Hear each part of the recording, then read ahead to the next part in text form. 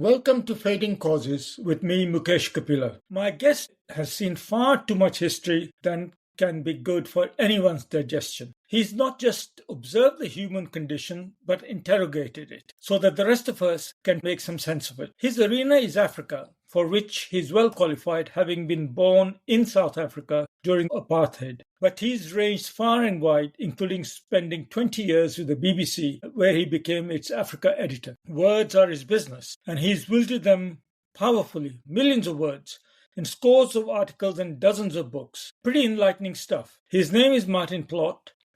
Martin, welcome to Fading Causes. I'm somewhat spoiled for choice on what to talk to you about. We could talk many episodes about your adventures, but let us focus on your latest book, Unbroken Chains. Let's start you telling us about yourself, your upbringing.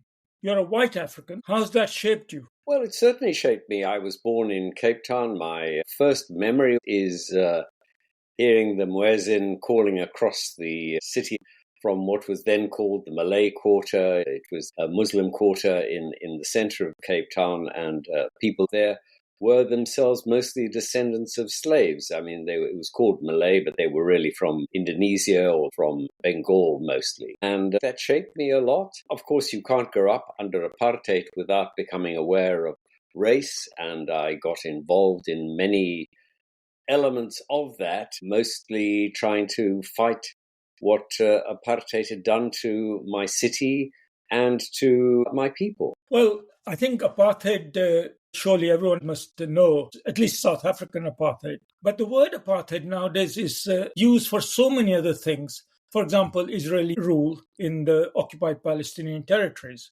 Chinese segregation of the Uyghurs or the way they run minorities, or in Myanmar, Muslim Rohingya, the way they're segregated by the dominant Buddhist majority. Or we might talk about the ghettos of America, not to forget my country of birth, India, and its untouchable castes, even to this day. But you were the original apartheid warrior. As a young man, you got involved in the Soweto uprising, an iconic event. What was all that about, and how did you do your uprisings in those days compared to how people rise up today?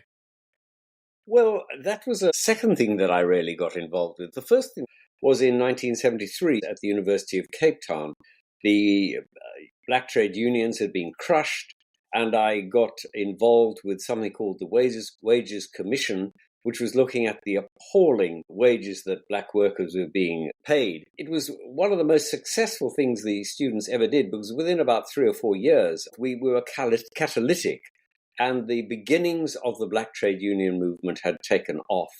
And after a while, they said to us, look, guys, thanks for your help, but you're real amateurs, and we don't need your help anymore. And we said, fantastic. And it was the most powerful thing we ever did, because it was the unions that really took on the apartheid state. They were the backbone of what became known as the United Democratic Front, which united almost everybody in South Africa who was opposed to apartheid, and then confronted the South African government. The Soweto uprising of 1976 was a different event. Happened in Johannesburg. I was there at the time. It was the attempt to force the use of Afrikaans, a language that most young black people in Soweto didn't speak, nor did their teachers. And they were told you need to teach things like mathematics in Afrikaans. And people said, you can't do it. It's crazy. They took to the streets. We students tried to help them, because very soon it became clear that the children were being shot down. I mean, literally shot down by the South African police. We thought maybe 15, 20 had been killed in the first day, and we marched into the center of Johannesburg. We were completely wrong. Between 100 and 200 children were shot down in the first day alone. It was absolute bedlam. And it shaped a lot of our lives. And people were absolutely horrified by what happened. So I was involved, but the real players were the children, the black children of Soweto, who went out and took on the police in an absolutely fearless way. Coming to your book, Unbroken Chains, your publishers, Hearst, sent me an advance copy. The book, I believe, is released in August. I couldn't put it down, to be quite honest. I could see that it's a labor of love, meticulously researched. I see your indignity, your passion blistering through the pages. I thought I knew a lot about the slavery topic. But clearly I was wrong, and certainly this book was an eye-opener. But Martin, slavery is a fashionable topic. Many tomes have been written about it. Why did you think there was need for another one, and what is your book really about that puts it apart from the others? Well, let me begin by how I got interested. I started writing a biography of somebody called Abdullah Abdurrahman, who's somebody very little known about, yet he was one of the most extraordinary South Africans ever to live. He was somebody who knew Gandhi, he knew the leader of the British Labour Party, Keir Hardie. He was a giant, but he himself was a grandson of a slave. And he lived in Cape Town. He was 40 years. He was a city councillor. He was the first person ever to be elected in South Africa in 1904, because there was a non-racial constitution in the Cape. It was a male-only constitution. You had to have property, but it was non-racial. And he got elected to the city council and would certainly have been the mayor of Cape Town if he had had a chance. But over time, I began to realize I really knew very little about the enslavement of people that had led them to live in the Cape. And how had they got there? They'd been brought by the Dutch mostly, but why were they there? What did the Dutch use them for? And I began looking at the Indian Ocean slavery. And that opened my eyes, because everything that we've heard about the transatlantic slave trade is true, but it's only a small part of the story. And as I began to look at the Indian Ocean slave trade, I began to see other slave trades with Africa. For example, the Ottoman Empire, that took nearly 1.5 million people over many hundreds of years. It was something I knew absolutely nothing about, and it was the depth of my own ignorance that drove me onwards. Can you give us a bit of a global picture about historic slavery, transatlantic as well as the other form? How many people were affected, and trends to the present day? The first evidence that we have of slavery is etched on the rocks of the Nile. 2,900 years BC is the first etching. From then onwards, you see people brought up the Nile by the Egyptians under various pharaohs and then under other regimes to be used as slaves in Egypt. That's where we know it began. And if you want to know where it ends today, there are still people enslaved in Africa. And if you want to go then wider, you have to look at who was involved, how they were involved, what did they do. And just to give an idea of the scope, nobody's really tried to put together a figure before of the number of Africans who enslaved. And I've used very conservative figures. If you take the largest number, the Indian Ocean slavery was about 12.5 million slaves. The transatlantic slavery was a shorter period, but again about 12.5 million. They were essentially the same size. And then you get the other forms of enslavement. And if you take the totality, you get something like 50 million Africans who were enslaved. And this is using very conservative figures. But we have to be extremely careful, because these figures are at best estimates, because even the most carefully researched analysis, for example, on the transatlantic slave trade, which has been studied now for many years with great care, shows that the numbers are maybe 10 to 18% out. So, I think we shouldn't get too bogged down with the actual numbers and just see the scale of it. And if 50 million is right, that is a huge number of people. And what were the mechanics? You mentioned the Ottomans, you mentioned Egyptians, and obviously transatlantic slavery across the Indian Ocean and so on. How did it happen? What was the day-to-day mechanics of enslavement? Well, slavery was mostly undertaken by people in Africa itself. By that I mean that the beginnings of the slavery process were done by African elites, whether they were called chiefs or pharaohs or however you describe them. Those people who ran their own communities. They enslaved people nearby, people they were at war with, people they had disputes with. And they brought them either for their own purposes, women for pleasure, or for in the household. Men were used to fight or farming and, to carry things. That went on throughout that 5,000 years.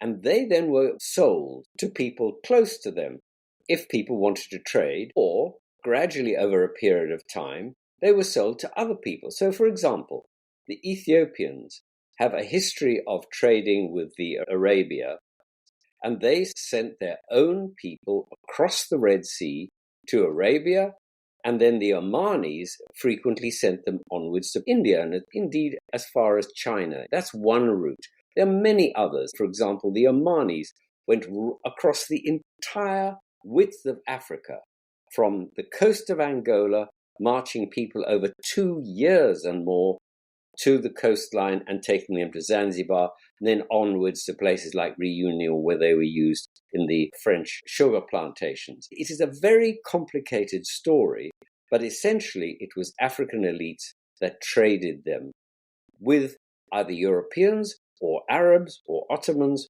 or whoever wanted them. But the dominant narrative is that the white man came and enslaved the black man. So the Arabs traded, the Indians benefit from it, and so did the Chinese. So the pattern is emerging. Why are the Africans' own responsibilities for feeding this nefarious trade not being discussed by Africans themselves? That's a very good question. But let me make one thing clear. I'm not saying that anybody has more or less responsibility for this. Everybody has a hand in what took place and the appalling suffering of the people of Africa. It was said that you could smell the dead bodies coming across Africa right the way to Zanzibar. You could follow the camel routes across the Sahara by the corpses of Africans who died being brought across by Arabs or Berbers. The suffering is just immense. In general, outsiders didn't go into Africa and enslave people. It was the African chiefs and leaders who enslaved their own people and then traded them along the coastline. Now, that wasn't always true.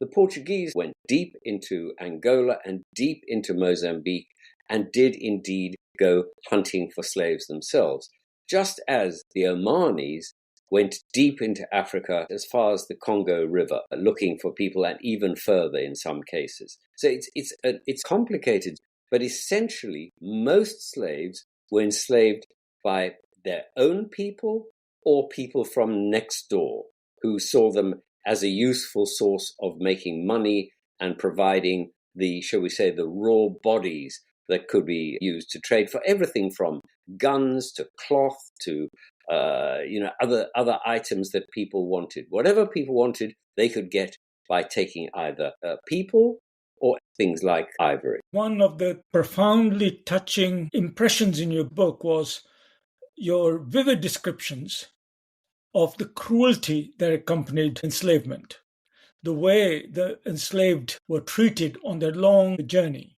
the violence inflicted upon them before they got to their ultimate homes.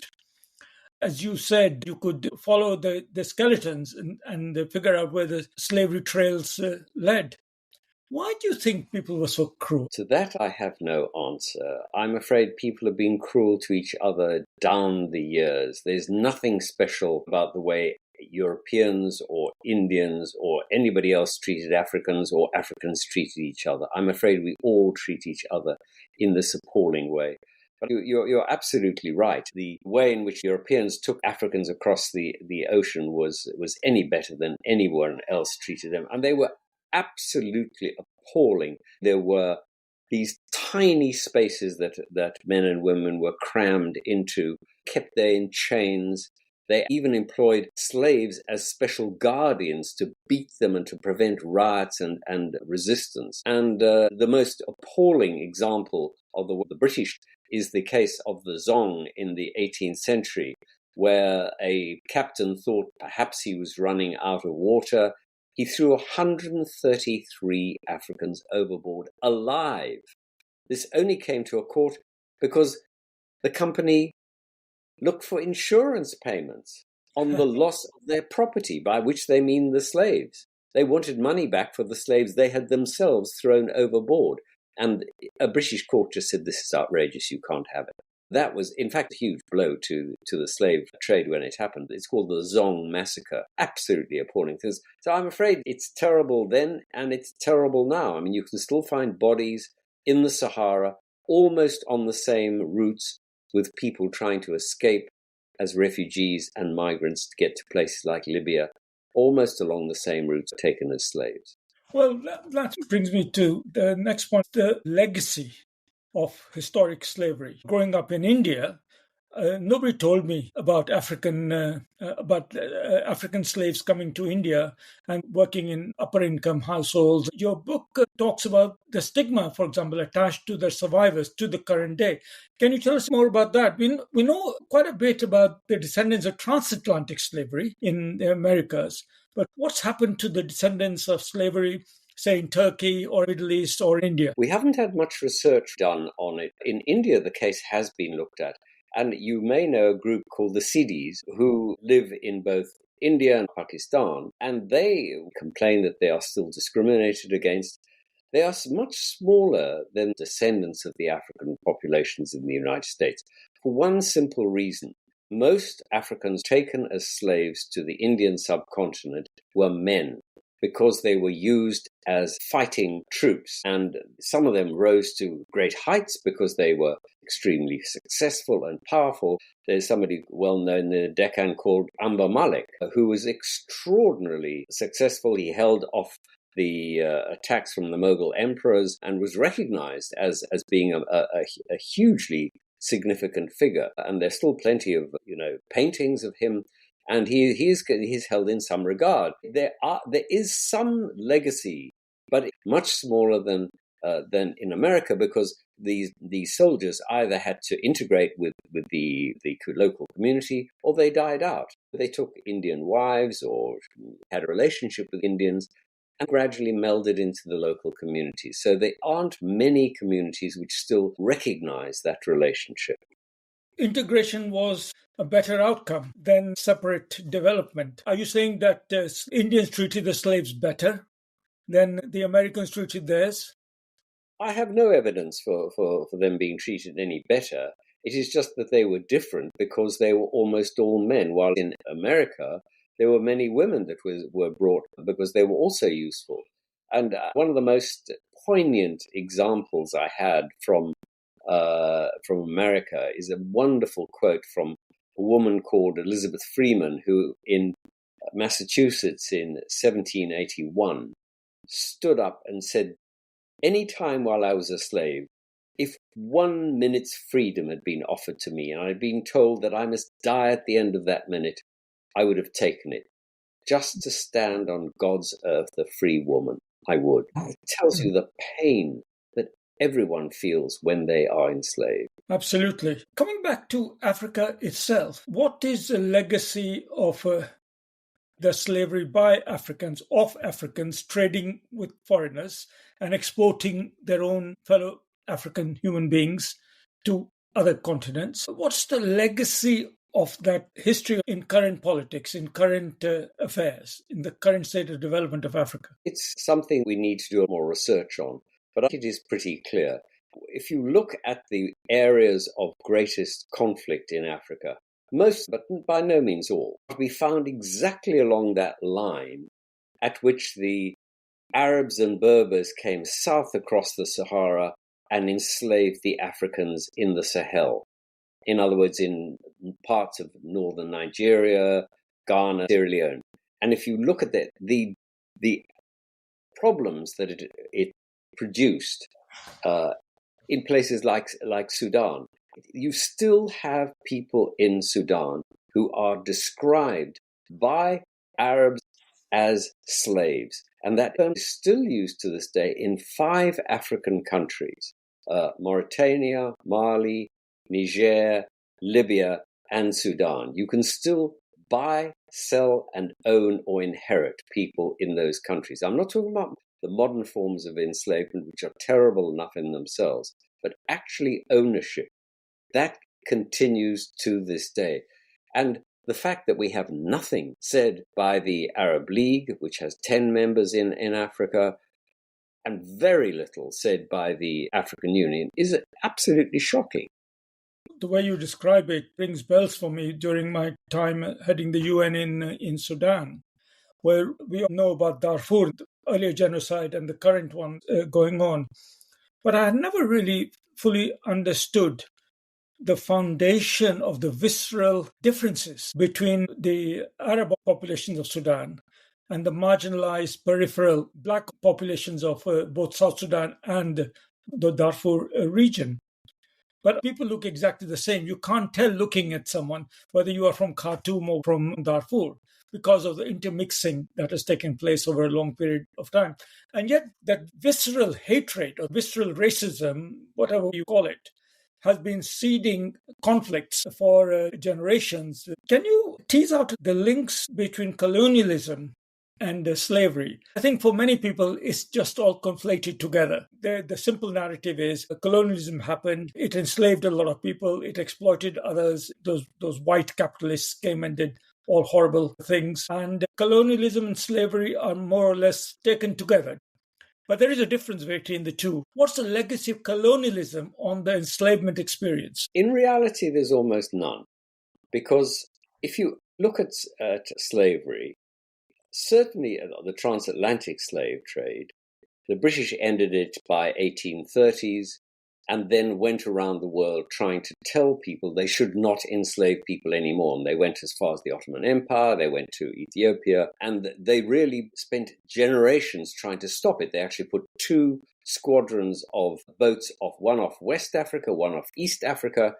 In West Africa alone, they lost 17,000 sailors trying to stop enslavement and people being taken across and they did free about 150,000 captured slaves. So that was a huge effort.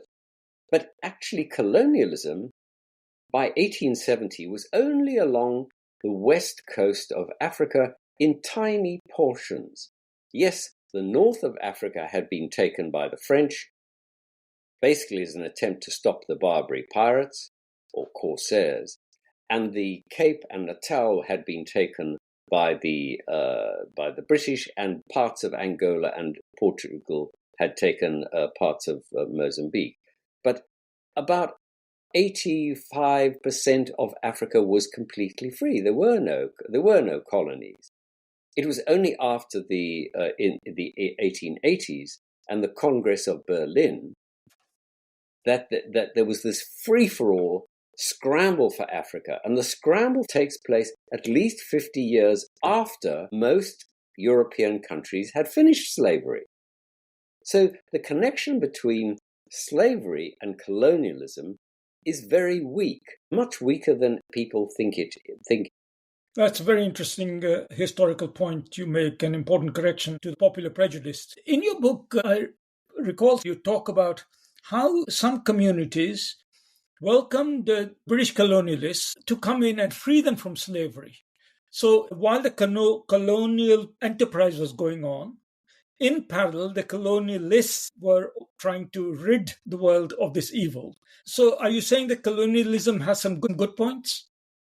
I'm not in favor of colonialism, but if you take something like the Soweto Caliphate, which few people have heard of, but extended all the way from Cameroon to Burkina Faso and basically northern Nigeria and Niger. At the time of the War of Independence, the American Civil War in the 1860s, there were about 4 million Africans and descendants in America. There were about 4 million African slaves in the Soweto Caliphate, which had nothing to do with colonialism. And Britain came up the Niger River, conquered the Soweto Caliphate, and in the early 1900s, having not had any slaves in the British Empire for about 50 or 60 years, all of a sudden they found they had 2 million African slaves on their hands, and Lord Lugard, who is today seen as a reprehensible character because he was involved in colonialism, and I wouldn't deny that for a moment. He all of a sudden had 2 million slaves that he had to free. And it took him about 20 years to do it, because if he freed them all at once, the entire economy of the caliphate would have collapsed, because it was built on enslavement.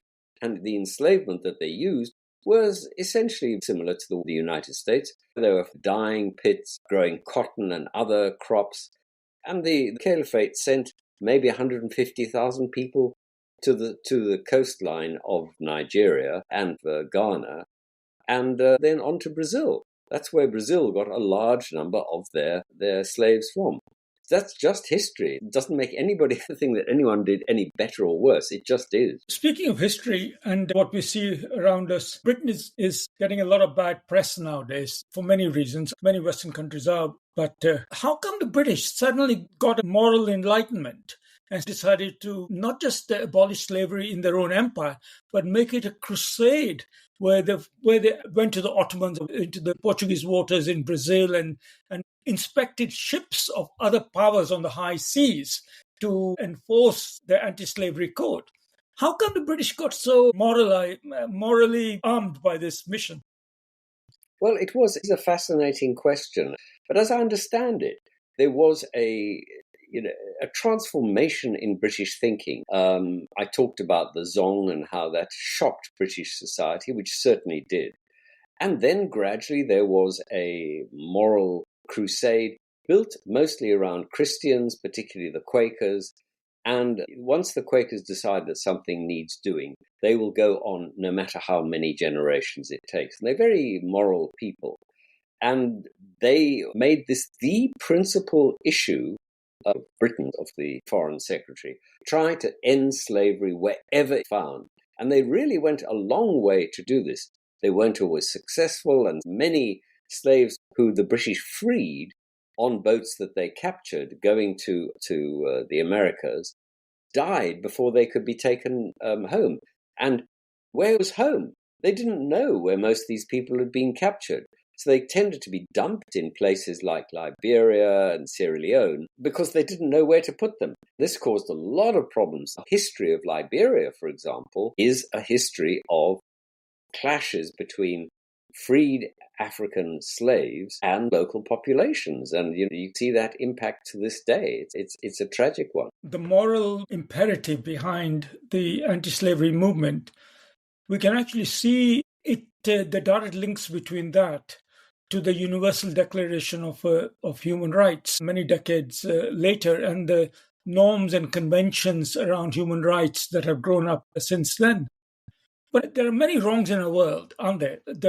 One doesn't even know where to start in terms of the atrocities being committed in war zones, or inequalities and so on, poverty compounded by deprivations of many sorts. Migration is a desperate reaction to all sorts of political as well as climatic changes.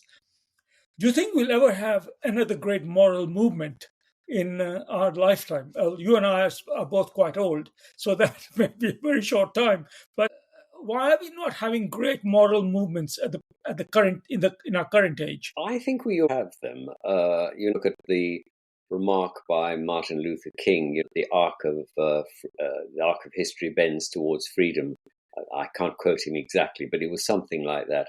And I think he was right. I do think that in general there's a greater understanding that humanity is one family, and that is embodied in the declarations of the United Nations, although they are frequently ignored, and the United Nations is frequently disparaged and derided. For me, though, those are the basic tenets of our ethical bedrock.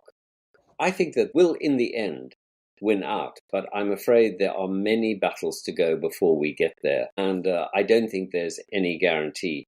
And the thing that worries me is the amorality of so many people. People often criticize religions. There's no doubt all religions have done terrible things. I remember in Sri Lanka where the Buddhist monks, who were supposed to be tremendously pacific, had been behind some of the worst atrocities against the Tamils. But I do think that it's terrible that there has been such a loss of faith in anything, and that some of the worst atrocities are committed by people who believe in nothing except their material circumstances. And that for me is rock bottom, to believe in yourself and your comfort. I think that is completely wrong. You mentioned being optimistic about the future, but there were many battles to fight. One of the battles is about whether one can correct history by reparations. There is a very divisive debate going on about reparations, especially in the Caribbean. They're asking for billions and trillions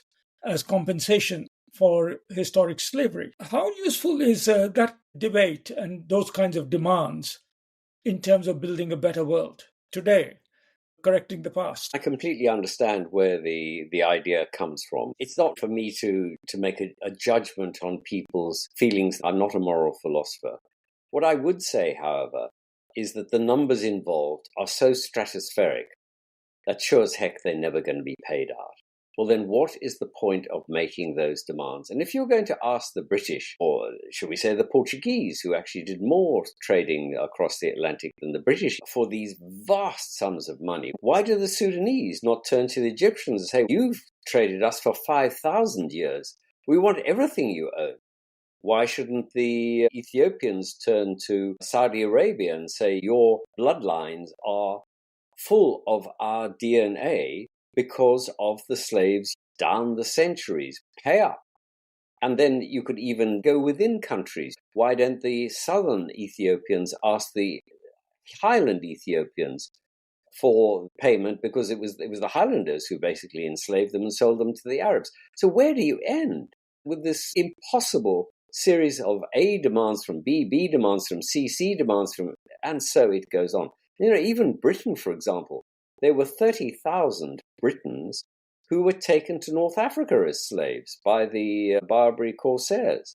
Are they going to now ask the Moroccans, Algerians, and who knows what for reparations? This is just an unending debate and gets you nowhere. So I think we should all recognize that we should talk about these issues. We should make the history known to each other and discussed.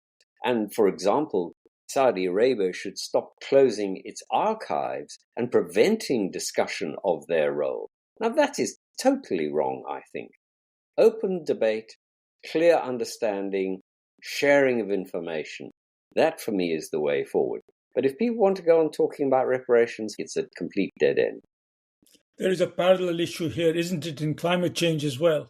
The discussion going on of massive reparations and compensations due from early industrial powers. Unbroken Chains. It's a great title. It's a forbidding title. It raises a lot of questions. Where does the unbroken part of it come? Well, if I'm right in thinking that there are 5 countries in where the African enslavement continues to this day, then those chains are indeed unbroken. And until we can persuade African leaders and the wider community to begin to smash those chains and make sure that people are genuinely free, I don't think we can say that slavery is at an end. That's in the context of African slavery. But from the title, your book made me think about modern forms of slavery, contemporary slavery, and how we have human trafficking, which is a huge live political issue in Europe in particular. We have forced labor of various forms, sexual bondage, and many other forms of contemporary slavery. Are we doomed as human beings to be constantly exploiting each other? As long as greed is one of our major motivations, yes. And then what is the key message from your book? If we've always enslaved others and treated them brutally, and we're going to carry on doing the same for the future, just the form of atrocity or the exploitation will shift because the world is shifting through the millennia. What's the point of your book? The point of my book is to open people's eyes to traditional slavery, chattel slavery, ownership, control, inheritance of people. That is my only focus. I have not gone into other forms of modern slavery, other forms of control, other forms of brutality, all of which should be dealt with. But, one book trying to deal with 5,000 years is enough for me. Maybe your next book will be on the other forms of slavery. Martin, it's been a real eye-opener speaking with you. You shed a much-needed light on a a strangely familiar topic, but actually where much was hidden in the shadows, which you have exposed through your scholarship. And I think by inviting us to find out more about the origins of our societies and our interactions with other societies and the roles that our ancestors played, echoes of which continue to the present day, I think that's given our listeners something to think about. Your revealing book, Unbroken Chains, released on 20th of August, and it doesn't read like a dry history book, I can assure our listeners. It's actually reads like a thriller. I think one day probably a movie is going to be made out of it. Martin, thank you very much for joining me today on Fading Causes. Well, thank you very much. And let me just say what an extraordinary role you played in Sudan, as well as in other conflicts, in exposing the brutality and the inhumanity of people. So thank you.